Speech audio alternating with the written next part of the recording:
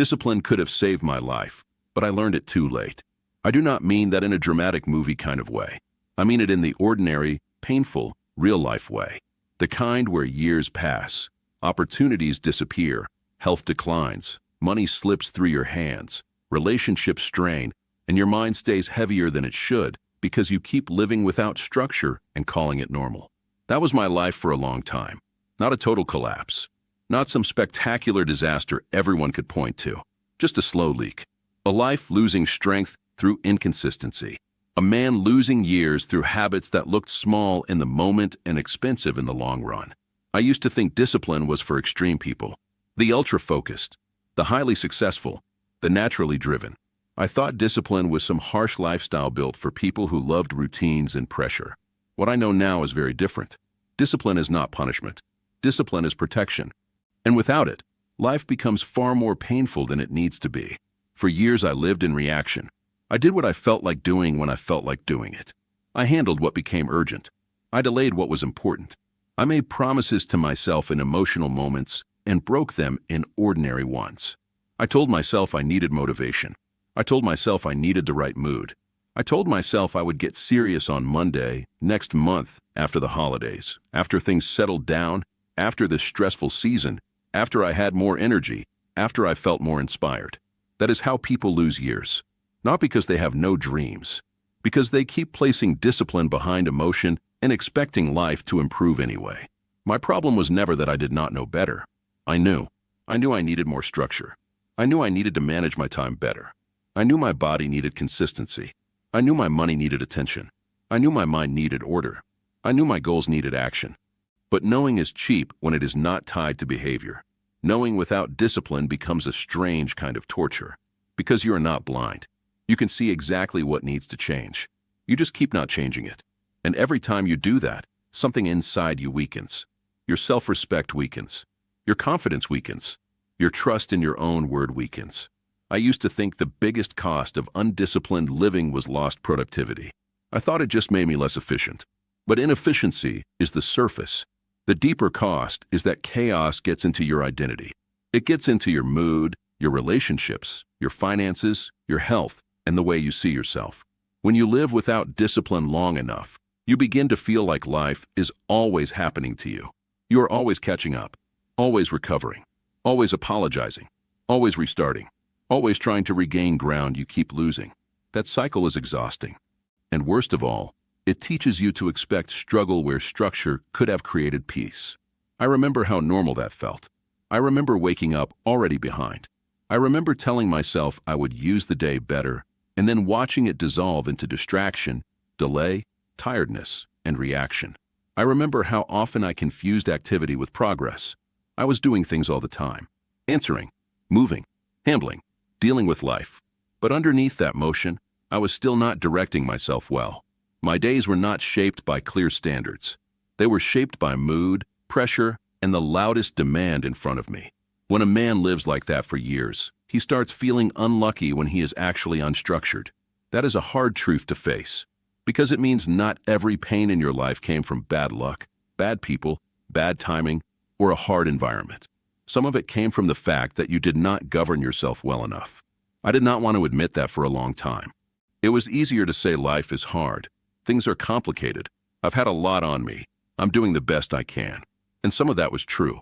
Life was hard. There was pressure. There were responsibilities. But discipline matters most in hard lives, not least. It is not a luxury for easy seasons. It is what keeps hard seasons from swallowing whole years. I think many people misunderstand discipline because they associate it with intensity instead of stability. They imagine a rigid life. No joy, no softness, no freedom. But what I learned is that the absence of discipline creates a far harsher life than discipline ever will. It is hard to live in debt because you keep avoiding the habits that would stabilize money. It is hard to carry a body that feels worse every year because you never committed to the boring things that protect health. It is hard to disappoint people because you keep procrastinating. It is hard to live in a mind full of clutter because you never created structure around your attention. It is hard to want more from yourself and repeatedly watch yourself choose less. That is hard. Discipline, in comparison, is mercy. My lack of discipline showed up everywhere. It showed up in my mornings. I would start the day without intention and wonder why everything felt scattered by noon. It showed up in my spending. I would make emotional decisions and then resent the pressure those decisions created later. It showed up in my body. I would neglect sleep, food, movement, and then act surprised when my energy and mood collapsed. It showed up in my work. I would delay important things, then pay for the delay with stress. It showed up in my relationships. I would say I cared, but my habits often said I was distracted. Discipline touches all of life because all of life is built out of repeated behavior. One of the most painful things about living without discipline is how often you become a man of intentions instead of a man of patterns. Your heart may want one thing, but your habits keep building another. You may sincerely want peace, health, money, respect, order, confidence, and growth. But if your daily patterns are still building delay, inconsistency, distraction, indulgence, and excuse-making, then your life will reflect your patterns, not your wishes. That is one of the hardest lessons I ever learned. Life does not reward what you mean to do. It responds to what you repeat. And repetition was where I kept failing. Not because I was incapable, because I was too casual with the small things. I underestimated the power of ordinary behavior. I thought transformation needed big moments, big breakthroughs, big energy, big motivation. But the real shape of a man is built in the unremarkable hours. What he does when no one is watching, how he handles a tired evening, what he eats when he is stressed, whether he keeps his word to himself in small private places, whether he does what he said he would do when he no longer feels inspired. That is where discipline lives, not in excitement, in repetition.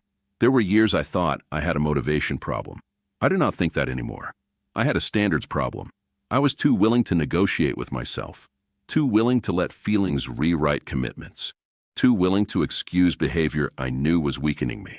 I would set goals in moments of pain and abandon them in moments of comfort. That is a dangerous cycle. Pain would wake me up, but comfort would put me back to sleep. And because life always gives you some comfort after some pain, I stayed stuck in the same loop for too long. I cannot tell you how many times I started over. On my body, on my schedule, on my goals, on my finances, on my focus.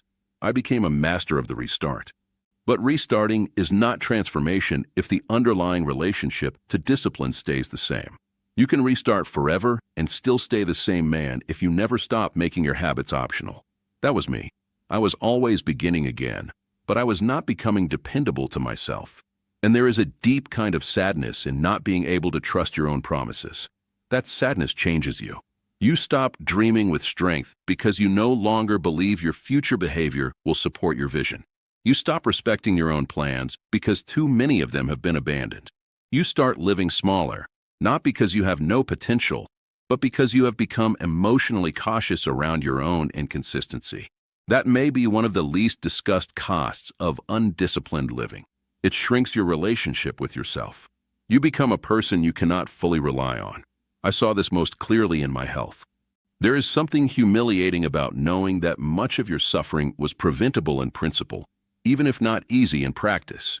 I am not talking about illness in a simplistic way. Life is more complex than that. But I am talking about the years I made my own life harder by refusing consistency. Sleep when I knew better. Food when I knew better. Stress habits when I knew better. Sedentary living when I knew better. Delay when I knew better. You can call that many things, but eventually honesty forces one word to the front: undisciplined. And that word stings because it places responsibility where excuses once lived. My finances told a similar story.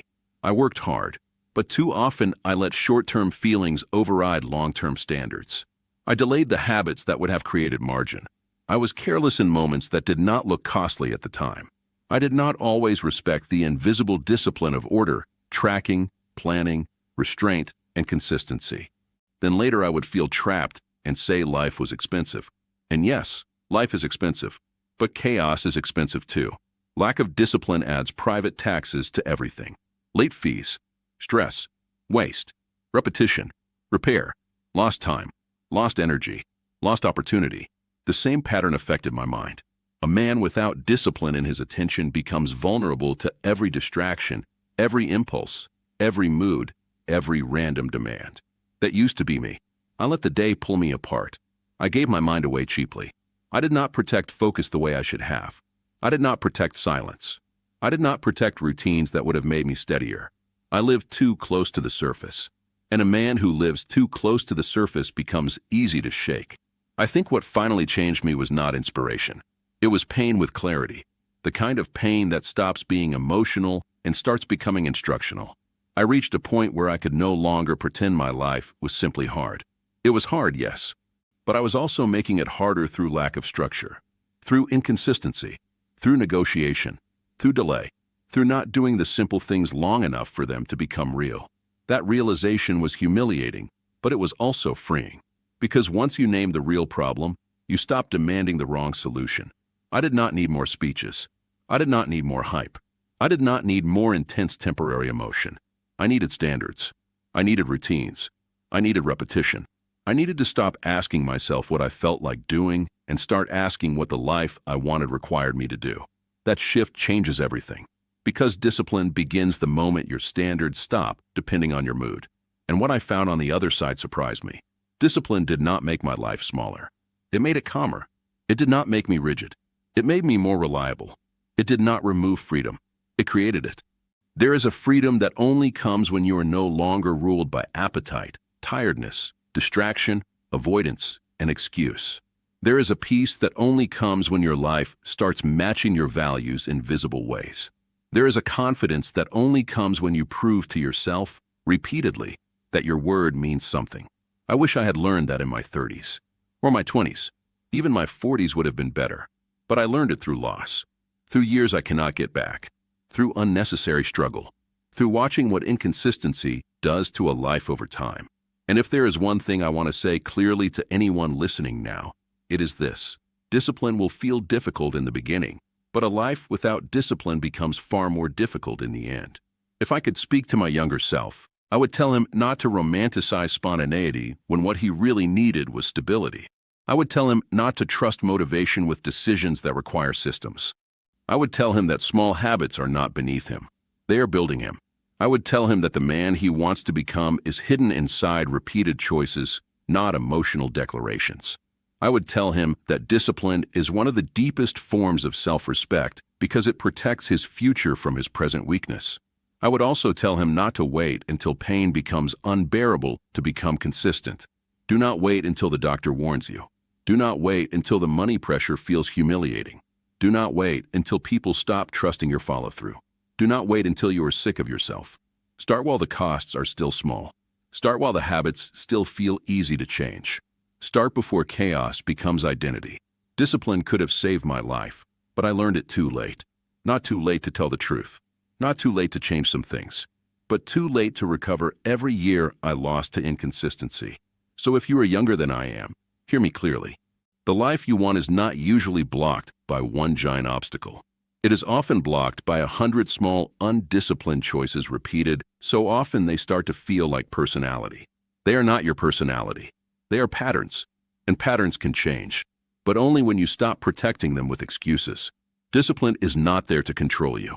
It is there to save you from becoming the kind of person who keeps learning the same lesson through pain.